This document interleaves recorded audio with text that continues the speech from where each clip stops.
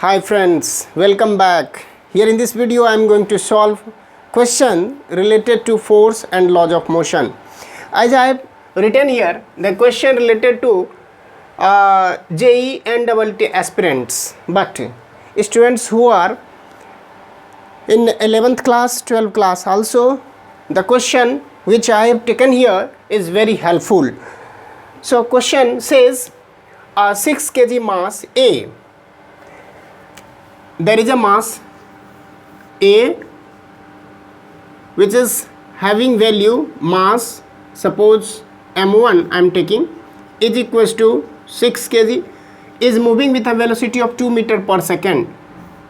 The velocity for first body is 2 meter per second, collide with the 4 kg mass B moving with a velocity of 1.5 meter per second in the opposite direction. It means what?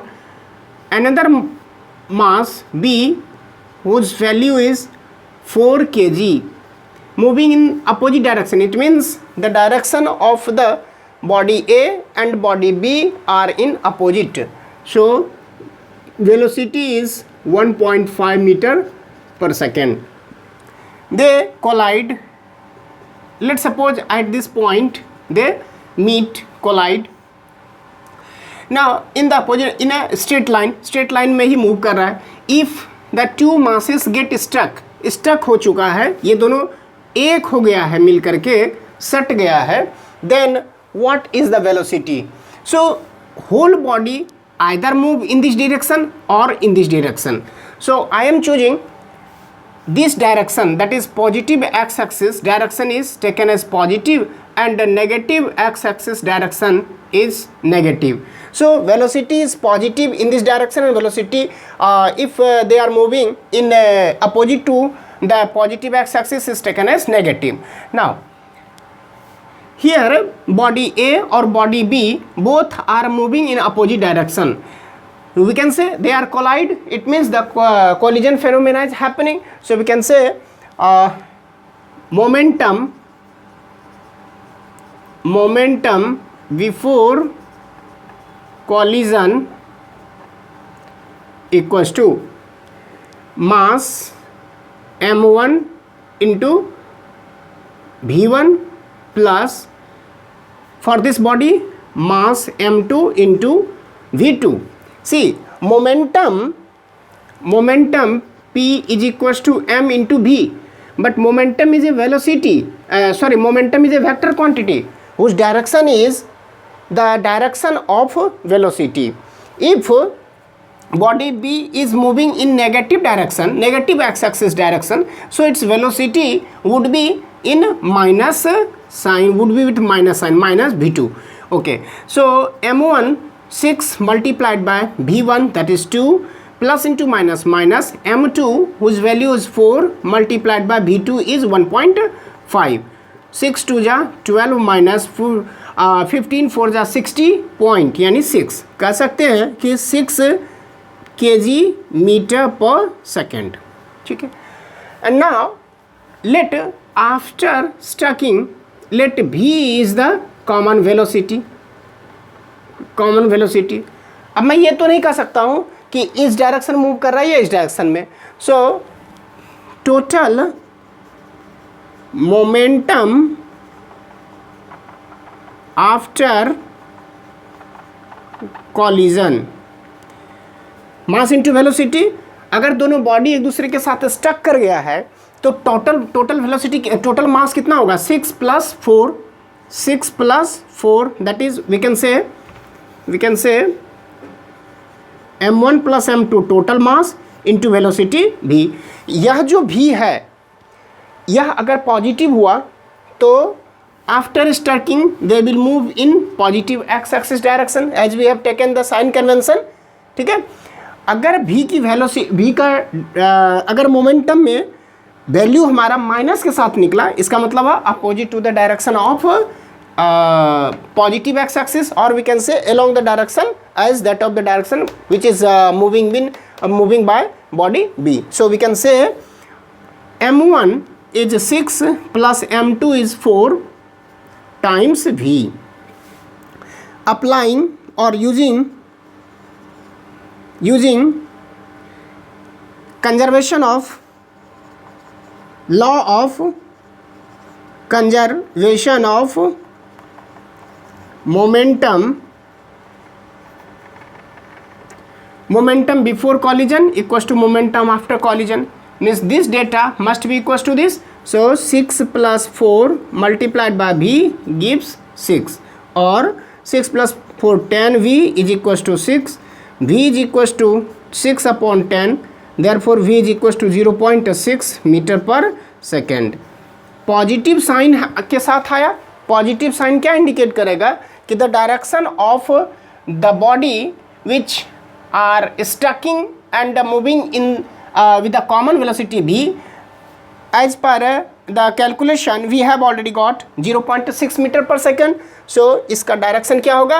along the direction of a, या तो positive direction. so it moves, positive sign indicates that the body after collision move in the direction of, along the direction of, नहीं ठीक है, along the direction of body A.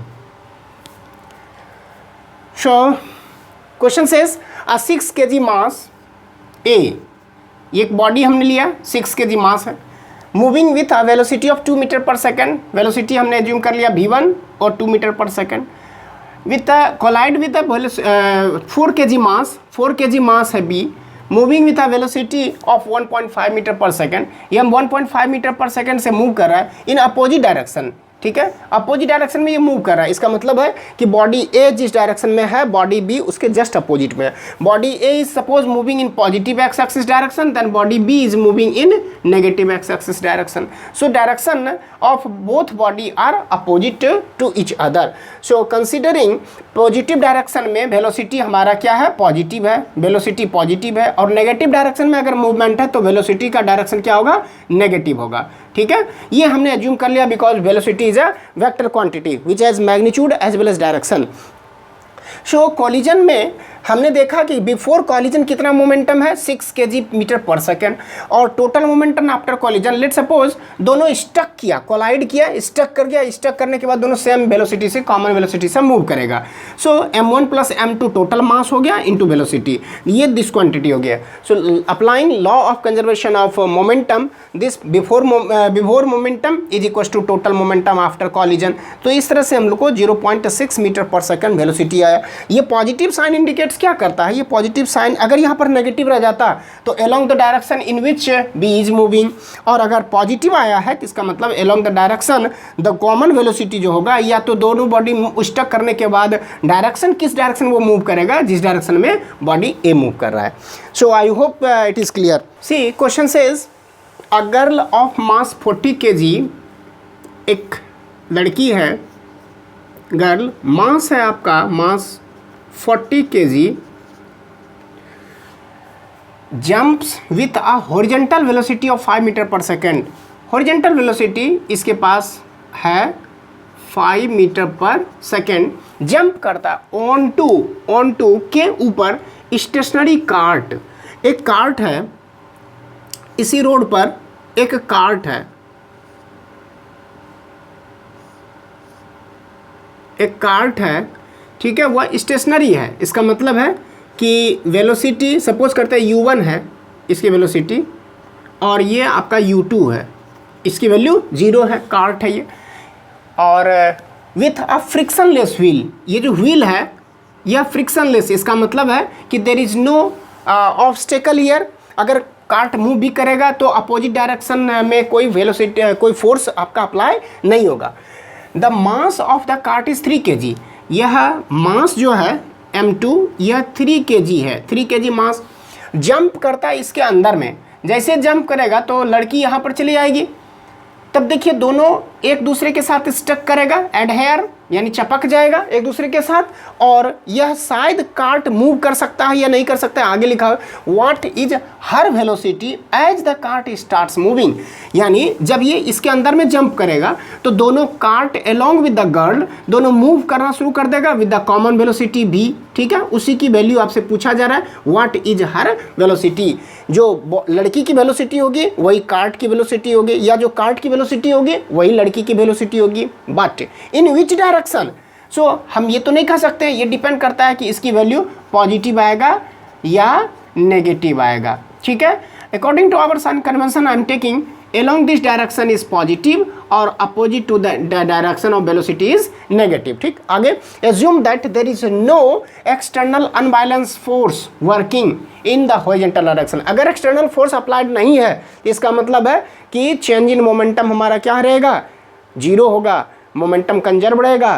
तो application of laws of conservation of momentum से हम लोग इसको जो है ना सॉल्व करते हैं। तो यहाँ पर देखते हैं कि मोमेंटम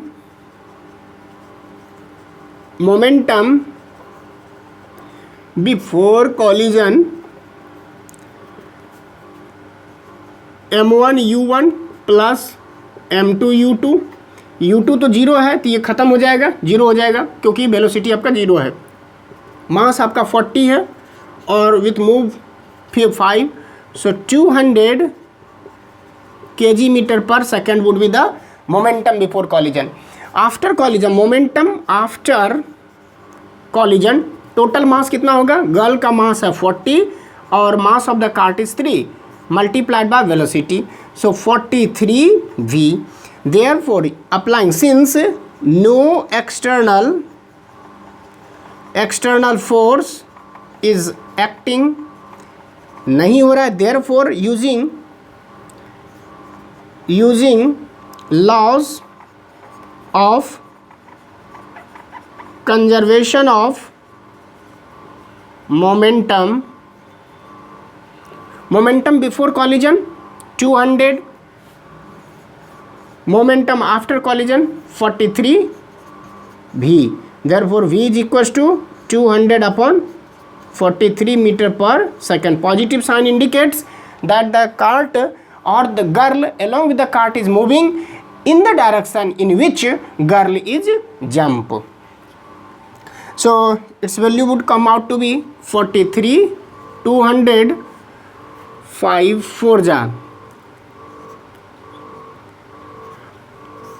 ये 8 आ गया, यहाँ से 19 2.0, सो 4 7 जा 6 जा 4 6 जा 18, 4 3 जा 18, 1 4 6 4 जा 24 plus 1 25, 2 and here is 2.05 जा 5 3 जा 15, 5 carry 1, 5 4 जा 20, 21 5, okay, so 4.65 meter per second approximately, okay। now this data question says a girl of mass 40 kg, यह आपके पास गर्ल हमने बना दिया, इसका मास है 40 kg, jumps with horizontal velocity 5 metre per second इसके पास वेलोसिटी है, on to a stationary car, stationary cart है, कार्ट का मतलब छोटा ऐसा गाड़ी है ना, छोटा ऐसा बच्चे का खिलौना वाला गाड़ी है। तो कार्ट में मूव करता है, वो कार्ट क्या है, स्टेशनरी है, तो इसकी इनिशियल वेलोसिटी हमने क्या ले लिया, 0 ले लिया। कार्ट की मास दिया हुआ है 3 kg मास है। व्हाट इज हर वेलोसिटी, उसकी वेलोसिटी क्या होगी, इस लड़की की वेलोसिटी क्या होगी as the cart starts moving. She starts moving यानी कॉमन वेलोसिटी आफ्टर कॉलिजन, यहाँ पर कॉलिजन का फेनोमेना की तरह हम लोग ट्रीट करेंगे because there is no external force is applied, therefore laws of conservation of momentum से क्या होगा, momentum before collision equals to momentum after collision. So in this way I have solved, the value comes out to be 4.65 meter per second. And positive sign what indicates? Positive sign indicates that the direction of the cart as well as the girl starts moving in the direction in which girl is jumping. ठीक है, next question says two blocks are kept in contact. यह एक block है और यह एक block है of different mass, hence I have shown here by different size. 10 kg mass है ये ब्लॉक का और 20 kg मास है इस ब्लॉक का। Both are kept in contact, ठीक है, with 100 newton force acting in horizontal direction to push the 10 kg block directly, okay, and a wall is supported here, okay, so that the body or the combination of these two blocks will not move.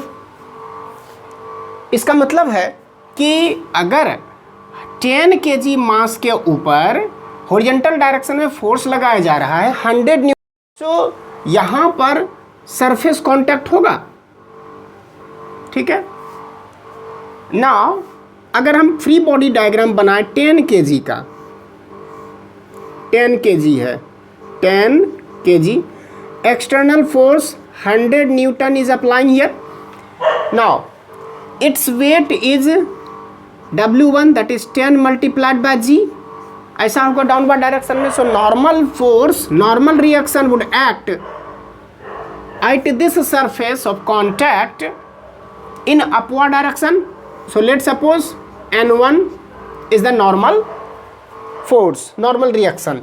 Now contact force, suppose here 10 kg के ऊपर जब 100 Newton का force applied हो रहा है, सो 10 kg will be pushed, और 10 kg जब pushed होगा, so according to Newton's third law of motion, to every action there is equal and opposite reaction. Action and reaction both takes place in the different body. So different body पर यहाँ से 10 kg action देगा तो 20 kg will also applied as a reaction. So now ये हम लोग assume कर लिए आर, ठीक है, and now action and reaction both take place in the different body and both are equal in magnitude. इसका मतलब है कि यह आर जो है वह 20 kg बॉडी के द्वारा या ब्लॉक के द्वारा लग रहा है, ठीक है. अब देखते हैं 20 kg जो मास है, यह आपके पास 20 kg मास है, ठीक है, 20 kg है. First of all R is contact force applied by 20 kg. तो आर के भी ऊपर इस सरफेस पर क्या होगा, ये 20 kg के ऊपर इस सरफेस पर R amount of forces exerted by Newton's third law of motion. Secondly 20 kg है तो यह कुछ ना कुछ तो अपना वेट एक्सर्ट करेगा सरफेस के ऊपर, हॉरिजॉन्टल सरफेस पर. So amount 20 multiplied by g, let suppose m into G is the weight, तो 20 into G applied. Therefore normal force must be there, normal reaction. तो ये N1 लिया मैंने, यह N2. सेकेंडली यहाँ से देखिए, सो R is the amount of force acting on 20 kg mass in horizontal direction, जिसके चलते यह block 20 kg block will pushed. जब पुश्ड होगा तो वाल के ऊपर क्या करेगा, स्ट्राइक करेगा, पुश करेगा, तो वाल भी इसे क्या करेगा, अपोज करेगा. लेट सपोज वाल अपोज किया in the direction in the direction opposite to it R1, ठीक है. और उसके बाद कह रहा है कि two blocks are kept in contact as shown. Find force exerted by surfaces, force exerted by surfaces floor and wall. तो फोर्स कितना एक्सर्ट कर रहा है, तो सबसे पहला फर्स्ट बीट में हमें क्या निकाला, वॉल के द्वारा कितना, तो R1 कॉमा और N2 and N1 are the force exerted by the surfaces. Horizontal surface है, फ्लोर है, यह आपका फ्लोर है, this is what, floor, and here it is wall. तो फ्लोर के द्वारा क्या है, N1 and N2 force are applied. तो N1 की वैल्यू ऑल्सो निकालनी है, N2 की भी वैल्यू आपको फाइंड करनी है, ठीक. तो ये फर्स्ट बिट आपका ओवर हो जाएगा. Second bit contact force between two blocks. So second bit में कॉन्टैक्ट फोर्स हमने एज्यूम क्या किया है, R is the contact force. So R आपके पास वैल्यू को निकालना है. नाउ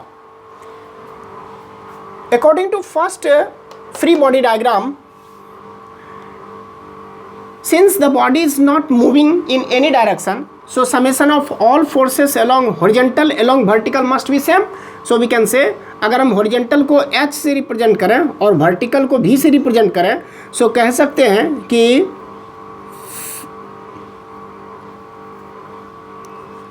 for body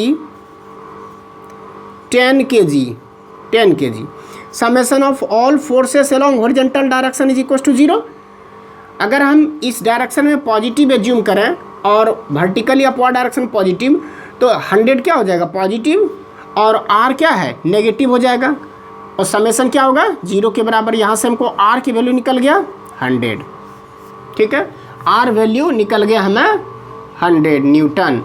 ये तो आंसर हो गया 100 Newton.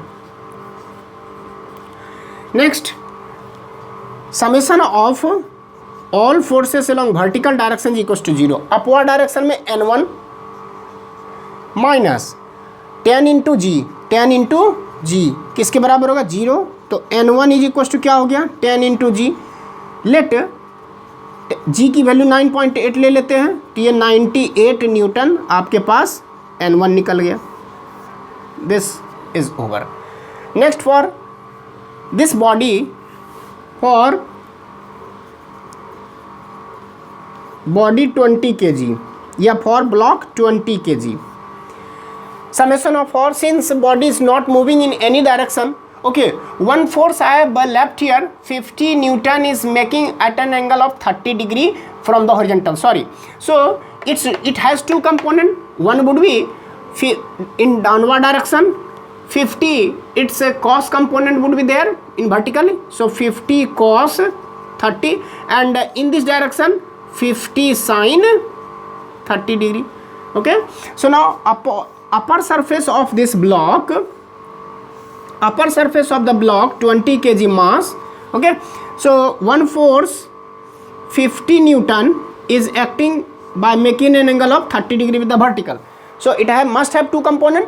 One component would be along the direction of along vertical direction but in downward, so its value would be its cos, so 50 cos 30 degree, क्योंकि ये इसका cos component होगा cos 30 degree, और इसका horizontal direction in this way होगा। इसी force को let suppose कि direction of this 50 newton along the direction in which my marker's tip is there, तो इसी डायरेक्शन में जो है ना फोर्स 50 न्यूटन इज एक्टिंग, तो इसका कंपोनेंट लेंगे वर्टिकली देख सकते हैं अप डाउनवर्ड, और हॉरिजॉन्टल में भी जो है देख सकते हैं along opposite direction of the this along negative horizontal direction, negative direction. So ये हम कह सकते हैं कि 50 साइन 30 डिग्री, तो इसके दो कंपोनेंट्स हो गए। So there is no longer existence of 50 newton, ठीक है, इसके दो कंपोनेंट्स हो गए, इसी को मैंने लिया यहाँ पर। तो अब हम कह सकते हैं कि summation of all forces along horizontal is equal to 0। तो यहाँ देखिए हॉरिजॉन्टल में आर लग रहा है, पॉजिटिव होगा, 50 sine opposite direction to the R, ये नेगेटिव होगा माइनस 50 साइन 30 डिग्री, और यहाँ से minus R1 equal to 0। R की वैल्यू कितना हमने निकाला है 100, that must be utilized here. So 100 minus 50 sine 30 half minus R1 equal to 0, और ये 2 से 25 times 100 minus 25 that is 75 minus R1 equal to 0। Therefore can I से R1 is equal to R1 transpose कर देंगे तो ये 75 के बराबर हो जाएगा। सो R1 इज 75 न्यूटन, R1 हमारे पास निकल गया। And now N1 I have also got, ठीक है। Now summation of all vertically forces is equal to 0. We can say summation of all vertical forces is equal to 0.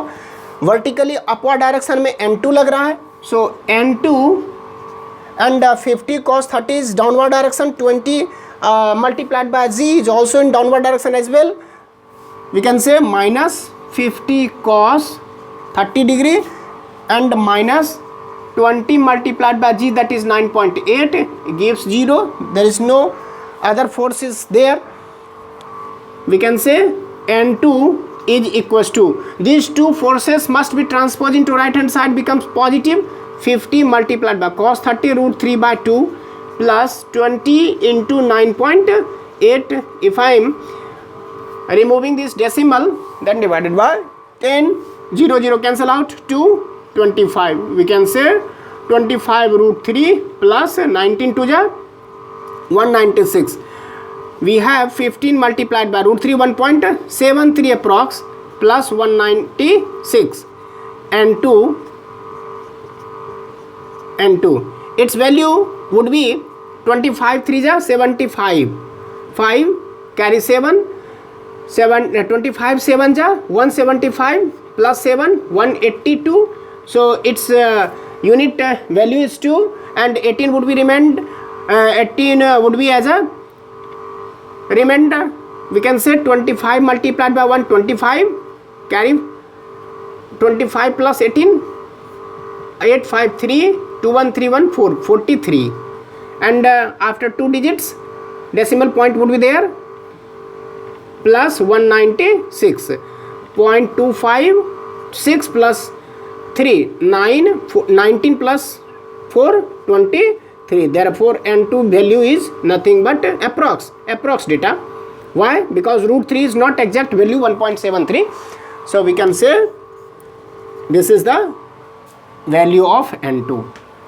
मैंने यहाँ पर क्या किया, two blocks are kept in contact as shown, यहाँ पर दिखाया हुआ है.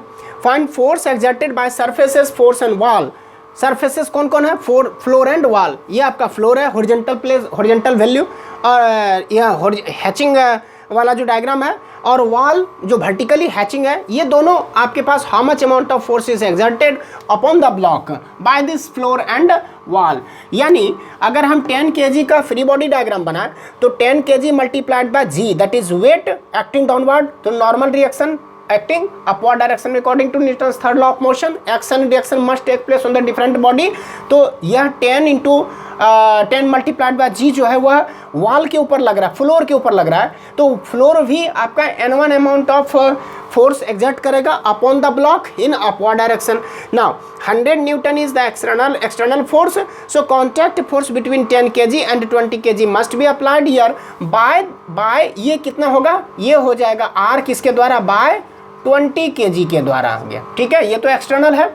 नाउ अब अगर 20 kg मास का या ब्लॉक का हम फ्री बॉडी डायग्राम बनाए तो 20 kg के लिए downward direction 20 multiplied by g, that is weight हो गया. नाउ अपवर्ड डायरेक्शन में फ्लोर के द्वारा कितना लगेगा, तो लेट सपोज n2 लगेगा. Now another things, r is the amount of contact force applied by 20. तो this r must be equal to the r here. Okay, according to Newton's third law contact force में है तो यही r लगेगा, but in opposite to the direction of this r. Why? Because this force is applied by 10 kg block. Next, some amount of force is applied by this block to the wall, vertical wall. So amount of force must be applied by the wall is r1. okay, so क्योंकि wall इस तरह से vertical है तो अगर r1 amount of wall लगा रहा है तो r1 amount of force भी, contact force भी wall के ऊपर लगेगा. किसके द्वारा, 20 kg के द्वारा लगा, जिसका हमको रिक्वायरमेंट नहीं था, लेकिन फिर भी हम r1 हम ऑप्टेन कर लिए. तो यही अमाउंट हमारा r1 जो हमने यहाँ पर ऑप्टेन किया है 75, तो 75 न्यूटन हमें क्या मिलेगा, वॉल के ऊपर मिलेगा. नेक्स्ट, बट वॉल के ऊपर रिएक्शन मिलेगा. नाउ वन थिंग, फ्लोर तो लगा रहा है, n2 amount of normal reaction. Next 50 newton external force applied. इसके दो कंपोनेंट्स मैंने लिया, 50 cos 30 and 50 sin 30. Now these two forces अगर कंपोनेंट ले चुके हैं तो there is no longer resistance of 50 newton, क्योंकि इसके दो कंपोनेंट्स तो हैं, इसी का तो नेट इफेक्ट 50 है. ठीक है, सो हमने दो कंपोनेंट ले लिया. सो यहाँ पर हम देख रहे हैं कि 50 cos 30 एंड 20 मल्टीप्लाइड बाय जी, दोनों डाउनवर्ड डायरेक्शन में, n2 अपवर्ड डायरेक्शन में. तो फोर्स बैलेंस मैंने कर दिया. और 50 sin 30 r एंड r1 ये तीनों हॉरिजॉन्टल में लग रहे हैं, आइदर डायरेक्शन में. तो इसको हमने बैलेंस करके हमने सारे अननोन क्वांटिटी को फाइंड कर लिया है. I hope this explanation is very much clear. Thank you for watching my video. अगर वीडियो पसंद आए तो अपने दोस्तों में शेयर ज़रूर करेंगे, और फिर आगे वीडियो को देखने के लिए लाइक भी करें, सब्सक्राइब भी कर लें. Thank you once again.